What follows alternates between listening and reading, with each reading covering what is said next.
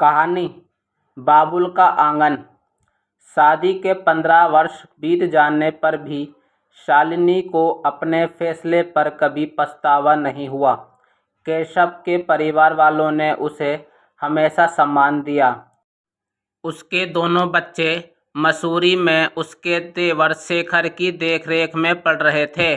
उनके जीवन में सब कुछ ठीक था, फिर भी मन के एक कोने में अपनों को दुखी करने का अपराध बोध अब तक सर्प की तरह फन उठा उसके मन को डसने लगता था।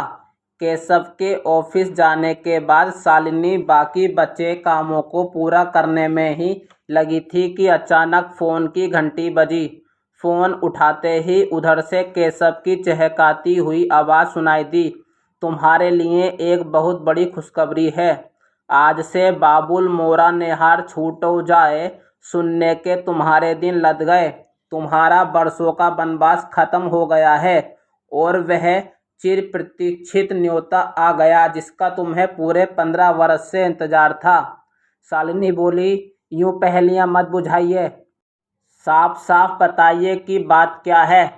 तुम्हारे हिटलर विष्णु भैया, जिन्होंने कसम खाई थी कि ना कभी तुम्हारी शक्ल देखेंगे और ना अपने घर की देहरी लांघने देंगे, आज उन्होंने अपनी बेटी अनन्या की शादी में आने के लिए कार्ड और उसके साथ तुम्हें मनाने के लिए एक पत्र भी भेजा है। शायद उन्हें फ्लैट का पता मालूम नहीं था, इसलिए मेरे ऑफिस के पते पर यह पत्र आया है। केशव की बात सुन हतप्रभा शालिनी के आश्चर्य की सीमा न थी। स्त्री के लिए उसका मायका उसके जीवन का एक ऐसा हिस्सा होता है जिसे वह कभी भुला नहीं पाती। आज मायके से संदेश पा उसका मन चंचल पक्षी वन अतीत की गलियों में विचरने लगा। उसके पापा आशुतोष माथुर की गिनती शहर के जाने माने वकीलों में होती थी।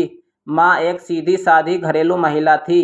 भाई बहनों में सबसे बड़े थे विष्णु भैया, उनके बाद शैलदी, फिर सोनाक्षी दी और सबसे छोटी वह खुद थी।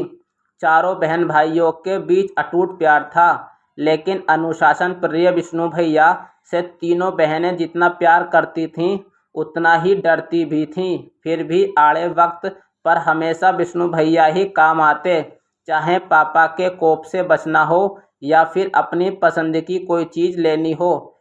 तीनों बहनें माँ की जगह भैया के पास ही भागी चली जाती थीं। इसी तरह अपना सुख दुख, आक्रोश और आवेश बांटते दिन गुजर रहे थे और वे सब भी बचपन लांघकर जवानी की देहरी पर आ खड़े हुए। पापा ने शैलदी की शादी तय कर दी। साधारण कदकाठी और सकल सूरत वाले अरविंद जीजाजी रांची विश्वविद्यालय में फिजिक्स पढ़ाते थे। रांची में उनका हवेलीनुमा मकान और पद प्रतिष्ठा को देख पापा ने झट से उनके साथ शैलदी की शादी तय कर दी थी। लेकिन शादी के बाद जब भी शैलदी ससुराल से आती, उनकी बड़ी बड़ी आंखों में एक अजीब सी उदासी और मायूसी नजर आती, जिसे वे बेवजह ही हंसी में छुपाती रहती। इसी दौरान एक ट्रेनिंग के सिलसिले में शालिनी को रांची जाना पड़ा। यह सोचकर वह बेहद खुश थी कि शैलदी के साथ ढेर सारी बातें और मस्ती करने का मौका मिलेगा, लेकिन वहां पहुंचकर उसका सारा उत्साह ठंडा पड़ गया। उसे अब जाकर एहसास हुआ कि शैलदी के चेहरे की रौनक और आंखों की चंचलता क्यों गायब हो गई। अरविंद जीजाजी जैसे नीरस और क्रोधी व्यक्ति उसने पहले कभी नहीं देखा था। हर समय शैलदी उस चिड़चिड़े आदमी के इशारों पर नाचती रहती, फिर भी उन्हें पत्नी में कोई गुण नजर नहीं आता, बस कमियां ही कमियां निकालते रहते। लेकिन शैलदी की सहनशक्ति का जवाब नहीं था, जो चुपचाप सब सुनती रहती। जिस दिन उसे पटना लौटना था, शैलदी उसे बार बार समझाती रही कि मम्मी पापा को कुछ मत बोलना। उनकी बातें सुनकर वह झुलसा पड़ी थी। दी, आपने जो आज्ञाकारी बेटी बनने की हद पार कर दी। आपका यूं घुट घुट कर जीना मेरी आत्मा को कम छलनी नहीं करता। कितना अच्छा होता अगर आप राहुल के लिए अपने हृदय के द्वार खोल देती। चौंकिए मत, क्या मैं नहीं जानती कि आपकी सहेली हेमा का देवर राहुल आप पर जान छिड़कता था। आप भी उसे कम प्यार नहीं करती थीं। फिर भी उसे आपने आसपास भी भटकने नहीं दिया। क्या दोष था राहुल का? यही कि वह हमारी जाति का नहीं था। पर आपको इस बात की ज़्यादा चिंता थी कि मम्मी पापा की इज्जत पर कोई आँच ना आ जाए। मैं तो कहती हूँ, अगर आप राहुल के साथ भाग जाती तो कौन सा आसमान टूट पड़ता। कम से कम आप तो चैन से रहती। सैलरी ने बढ़कर झट से अपना हाथ उसके मुंह पर रख दिया, पर उनकी आंखें भर आई थीं। टूटे सपनों का दर्द जैसे उनकी आंखों से पिघल रहा था। हमेशा से महत्वाकांक्षी रही सोनाक्षी दी की शादी पापा ने काफ़ी ऊंचे खानदान में की थी। प्रतीक जीजाजी शहर के बड़े बिजनेसमैन थे और इकलौती संतान थे। इस रिश्ते से सभी लोग बेहद खुश थे। सोनाक्षी दी की सास कलावती भी सुंदर, संस्कारी और पढ़ी लिखी बहू पाकर निहाल थीं। लेकिन सोनाक्षी दी ने जब एक के बाद एक दो बेटियों को जन्म दिया तो उनकी सासू माँ का रवैया ही बदल गया, क्योंकि वंश चलाने के लिए उन्हें बेटा चाहिए था। फिर शुरू हुआ एक के बाद एक गर्भपात का सिलसिला। किसी को भी ना उनके जर्जर होते शरीर का ख्याल था, न ही छलनी होते दिल का। कभी समझौता नहीं करने वाली सोनाक्षी दी की जिंदगी ही समझौता बन गई थी।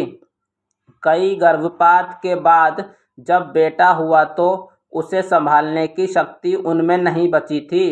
उनके बेटे को तो उनकी सासू माँ ने संभाल लिया, लेकिन वे खुद एनीमिया के साथ मलेरिया का प्रहार झेल नहीं सकी और अपने नवजात शिशु को छोड़कर पंचतत्व में विलीन हो गई।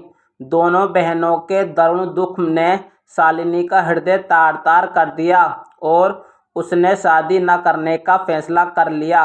घर के लोग समझाते रहे, पर वह अपनी जिद पर अड़ी थी। एमएससी करने के बाद वह रिसर्च में पूरी तरह डूब गई। वहीं उसकी मुलाकात केशव से हुई। निश्चल मन का केशव काफ़ी सुलझा हुआ इंसान था। शालिनी की हर तरह की उलझन को सुलझाते सुलझाते वह खुद ही उसके प्यार में उलझता चला गया, जिसका आभास शालिनी को भी जल्द ही हो गया। केशव के प्यार और निष्ठा ने शालिनी के शादी न करने के फैसले को यह जानते हुए भी बदल डाला कि केशव विजातीय है। केशव से शादी करने के उसके फैसले की जानकारी होते ही घर में जैसे भूचाल आ गया। पापा से ज़्यादा तो विष्णु भैया तिलमिला उठे। हिम्मत कैसे हुई तुम्हारी जो इस शादी के लिए इजाज़त मांगने आ गई? अगर तुमने केशव से शादी करने की बात भी सोची तो तुम्हारी जान ले लूँगा। मजबूर होकर शालिनी और केशव ने कोर्ट में शादी कर ली और उसके साथ ही मायके में उसका रिश्ता हमेशा के लिए ख़त्म हो गया। कभी वह भैया की सबसे लाडली थी, लेकिन वही भैया उसके जीवन के सबसे महत्वपूर्ण फैसले में उसका साथ देने की बजाय दुश्मनों सा व्यवहार कर रहे थे। ना पहले हुई दोनों शादियों से सीख ली, ना अपनी छोटी बहन के मन को समझने की कोशिश नहीं की। पूरे परिवार में एक माँ ही थी जो सिर्फ इतना जानकर कि उसकी बेटी सुख दाम्पत्य जीवन जी रही है, इस शादी से पूरी तरह संतुष्ट थी। तभी कॉलबेल की आवाज़ सुनाई। उसके भटकते मन पर लगाम लगी। वह दरवाजे की तरफ लपकी। केशव ने अंदर आते ही मुस्कराते हुए उसके हाथों में लिफाफा थमा दिया। वह लिफाफा थामे बेडरूम में आ गई। केशव से चाय तक पूछने का उसे होश नहीं रहा। बस जल्दी से पत्र खोल पढ़ने बैठ गई। शालिनी आशीष, समझ में नहीं आता किस मुंह से तुम्हें आशीर्वाद दे रहा हूँ। जिस समय तुम्हारे सिर पर आशीर्वाद भरा हाथ रख तुम्हें समाज के कुटिल कटाक्ष से बचाना चाहिए था, उस समय मैं खुद तुम्हारे विरुद्ध विषमान कर अपना चेहरा उज्जवल कर रहा था। मेरे ही कारण तुम अपने ही घर में पराई हो गई। कई अपमान व दर्द झेले, मगर आज तुम मुझे क्षमा ना भी करो तो मैं तुम्हें दोष नहीं दूंगा। माँ ने तो वैसे भी तुम्हें कभी दोषी नहीं माना। माँ के जाने के बाद मैंने पापा की आंखों में भी पल पल तुम्हारा इंतजार देखा, फिर भी मम्मी पापा ने अपने बेटे और अपने बुढ़ापे के एकमात्र सहारे का कभी विरोध करने का साहस नहीं किया। कहते हैं जो किसी से नहीं डरता वह अपनी ही संतान से हार जाता है। मम्मी पापा के बाद अपनी ही संतान से हारने की बारी मेरी थी। मेरी बेटी अनन्या ने मुझे लाकर उसी दोराहे पर खड़ा कर दिया जहां लाकर कभी तुमने हम सब को खड़ा किया था। उसने तो साफ साफ यह भी कह दिया कि अगर मैं बदलते समय के साथ नहीं बदलूंगा तो अकेला रह जाऊंगा। कभी बड़ी निष्ठुरता से अपनी बहन का त्याग करने वाला भाई एक पिता के रूप में अपनी ही बेटी के आगे विवश हो गया। जब उसने मेरी रूढ़िवादी सोच की धज्जियां उड़ा दी, तब मेरी समझ में आया कि मेरे हाथों कितना बड़ा अन्याय हो गया। अब अक्सर ही माँ की कतार दृष्टि की याद मुझे सहमा जाती है। इस पत्र के साथ अनन्या की शादी का कार्ड भी है। अगर तुम और केशव मुझे माफ़ कर सको तो सारी प्रताड़ना, अपमान और उपेक्षा को भूल अपने पूरे परिवार के साथ अनन्या की शादी में अवश्य आओ। अगर माफ़ ना भी कर सको तो भी पापा की प्रतीक्षा करती आंखों का ख्याल करके ज़रूर आओ।